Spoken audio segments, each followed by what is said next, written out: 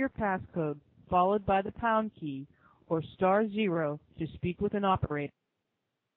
Your passcode has been confirmed. Please wait while you are joined to the conference.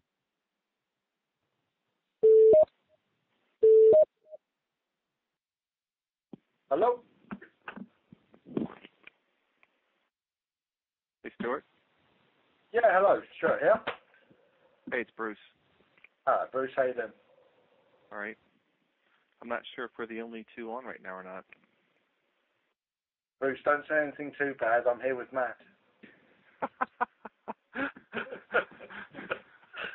Hi, Bruce. I'll keep it clean. Do you want to talk about cheese? Cheese? Cheese in a can? Cheese, but what about that McDonald's at the Pentagon, eh? Oh. I've told so many people, no one believes me. Really? Yeah? You mentioned that picture. Face with the McDonald's in the middle. It's just incredible.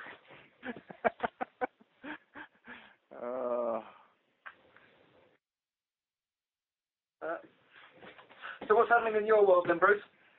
Busy? Yeah, just still catching up from the time when I was away. So working on that stuff, and I just saw the information about the big ACPO cyber conference in Sheffield. Oh yes, yeah. You going to be able to come? I think so. Yeah. Good. I mean, we're I think we're sort of almost en masse going to be going up to it, so it should be quite a good event. Oh yeah, it sounds good. You've got John Greaves speaking at it. I don't know if you've ever met him, but he's a lovely man. Really? Oh yeah, yeah. One of true sort of old school detective, and he's mad as a box of frogs.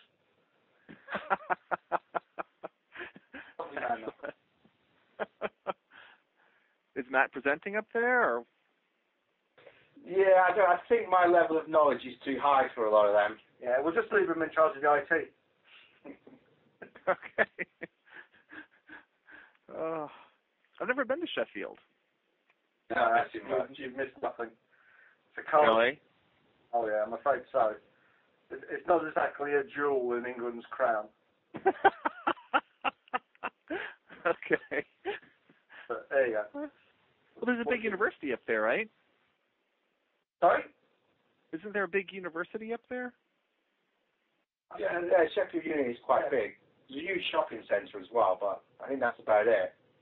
Is that it? It's a bull ring. Is that the famous thing in Sheffield? Is it a bull ring? Or there's a big roundabout in the middle of it, which sort of got an upstairs and a downstairs. It was quite exciting in the 1970s. Okay. There's a Fleurs nightclub. Oh, yeah? Yeah.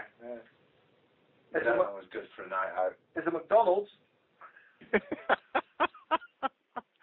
Oh, great. I look forward to that. There's no Dunkin' Donuts, though, because they're purely Chicago.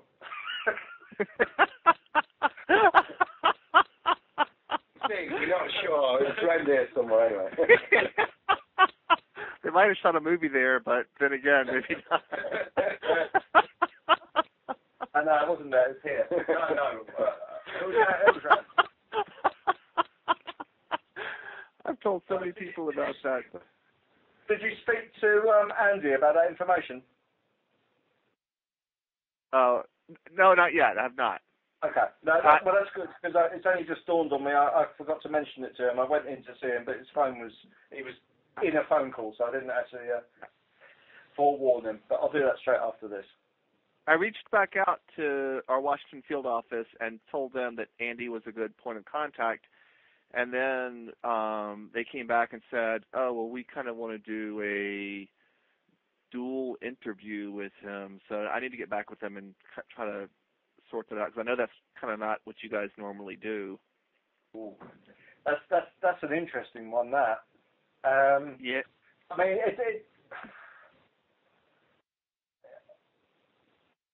he's 18 years old, isn't he? He's 18, he says, yes. Okay, well, I mean, it's a step in the right direction there then.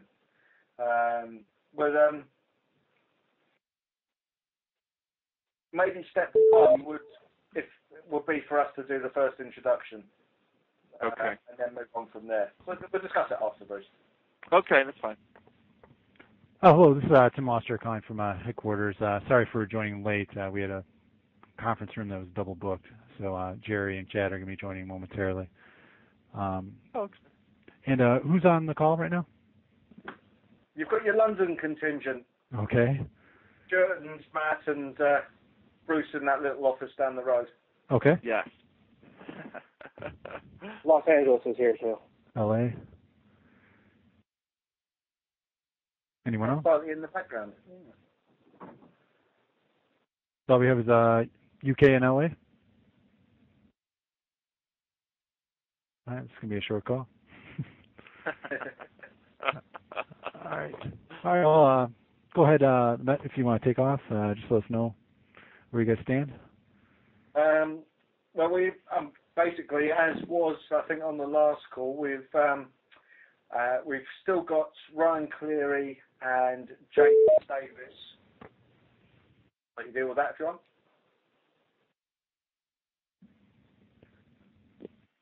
Go ahead. I think somebody just hopped on. Hey, sorry, it's Chad Hunt from the FBI. Yeah, okay. As I say, the situation this was really, we've got Ryan Cleary and Jake Davis due at court on the 27th.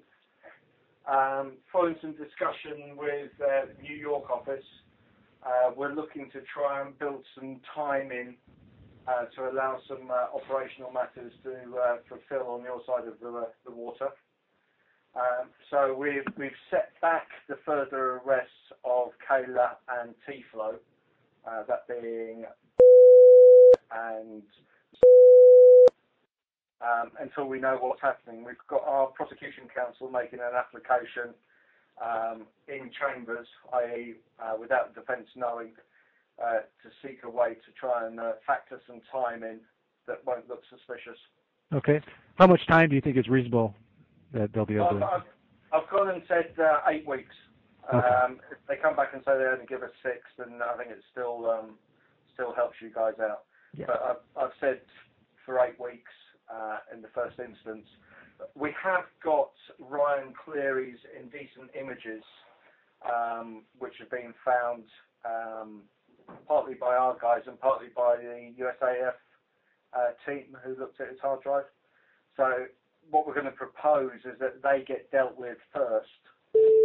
Historically, they're the older offences, and then that would take 6 to 8 weeks before we then rolled on to the second half of it. But it's down to the trial judge really how he wants to play it. Okay. And I just want to express our gratitude for being flexible on this. I know I know New York appreciates it, and FBI as a whole. Hey, we're here to help. We appreciate that. We've cocked things up in the past. We know that. So it gives us more time to examine the chat logs in any event. So it's not that much of a hardship. Okay. Well, that's great. Is there anything else? Just one thing. The lad who was CSL Sec is his real name, known as Tawongs. He was of interest to one of the guys at New York. He got arrested just before Christmas for I think DDoSing his school, and then he did some stuff over the Christmas break on the supposed Project Mayhem or whatever the hell that was, Operation Fuck You, where he hacked a website. I think it was a Manchester Credit Union, which is actually based in Jamaica, and he faced their site. He's a 15-year-old kid who's basically just doing this all for attention and a bit of an idiot. But what he has done, which is kind of curious, is written a statement through, it looks, his school, basically explaining how he came to become a hacker and what things he has done.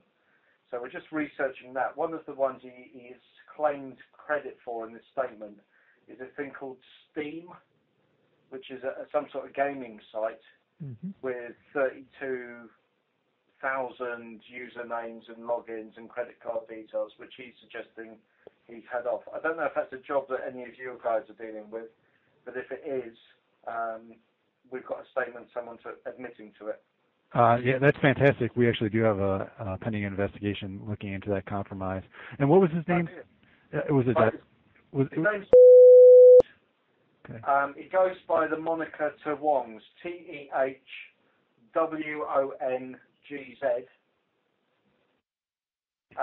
He is the face behind CSLSec, Can't Stop Laughing Security, which is a sort of Lulz wannabe group. There's 3 people in it.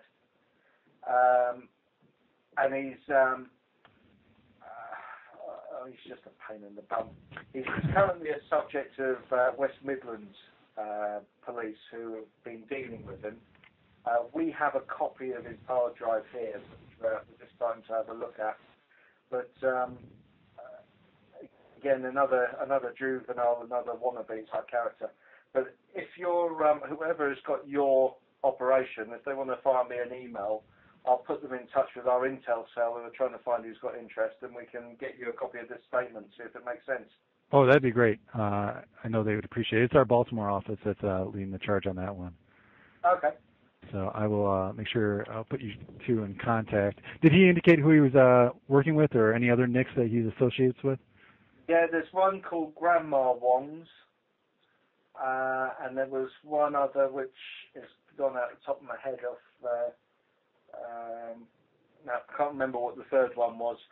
Who are his little group of friends? Whether they're online friends or actually 3-dimensional friends, I'm not sure. He gives the two sides of our A4 description of how he's got involved, what he's done. Looks like he's sort of almost cleaning the slate now that he's sort of come to notice the police. I suspect a smack from mum or dad is behind it all. Right. Is he looking at any charges on your side? It's up in the air at the moment. If he has done the Steam job, then it might be one that we would look at taking on from the PECU point of view. But if it is just more of him bragging, we would probably leave it with the local police, who actually at the moment don't have an awful lot of interest in him. Okay. But if I suppose we need to speak to the Baltimore office and see what the story is behind the attack and what damage was actually done, really. Okay. Yeah. Yeah. Thank you very much for that. That's right. Anything else? No, I don't think so at the moment. I think nothing from you, Matt. Nothing. No, we've got a server to get from the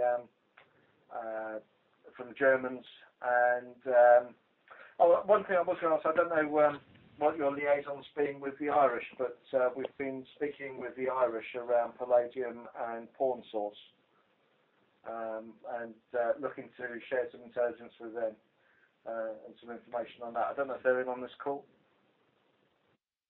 I don't. Is anyone on from Ireland? I don't think so.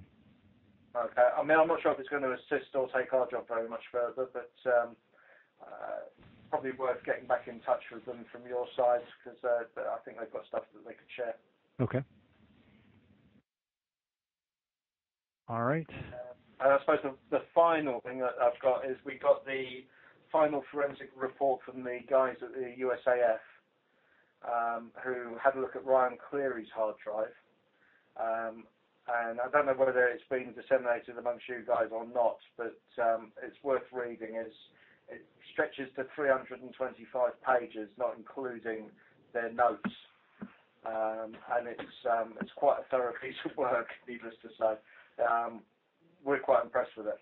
So I don't know if you've seen it or not, but you've got some fellows out there who've done a cracking job around that. Okay. All around the Pentagon one. All right, I'll check that out. I haven't seen that yet. Okay, LA, do you have anything? Not much, other than what we were sending to the Met through Bruce. If you haven't seen it yet, Bruce, there's going to be a EC coming through your way. Just connecting Sharpie with Kayla and possibly T-Flow. He might have been using the moniker Cronus a year and a half ago, 2 years ago. just some more logs that we would like the Met to go through because they haven't had enough of that yet. So are you saying that Cronus was T-flow or Sharpie? T-flow is what it looks like. Yeah, no, we've seen Cronus before, and we'd sort of made the assumption it was T-flow. Okay. Excellent. So other than that, I think that we're just waiting for Cleary's ISP. That's about it. But it looks like we might have a little bit more time to wait on that. Yeah, this is the stuff on the MLAT that was dealt with by our extradition squad. Yeah. We're still trying to trace that up. I mean, I can only apologise. I don't know why that's not with you. Last I heard, it was going back before the magistrate to be signed off to come back to you, which is what happens when we are asked to do inquiries on other people and it's not already in part of our investigation. But I will trace that up for you. Yeah, no worries. I figured something just went through bar. We're just looking for the ISP. You know, his house went to that IP address, or the IP address went to the house. That's it. So we'll wait for that. No worries. That's it for LA. Okay. Did anyone join on late?